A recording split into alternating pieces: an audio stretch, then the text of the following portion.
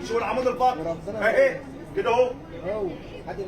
واو مهمه جدا نركز فيها. على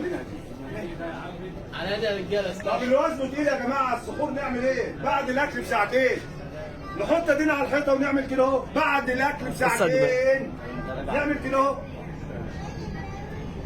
ليه؟ عشان القولون والمعده تشتغل والدوره الدمويه. طب لو انا وزني خفيف اعمل ازاي؟ احط ايدي في وسطي كده اهو واعمل كده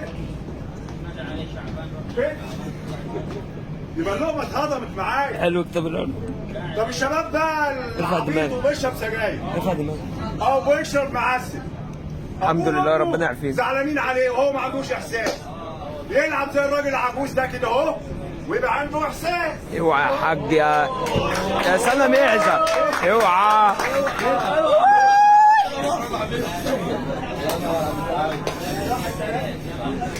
ايوه اثبت بس.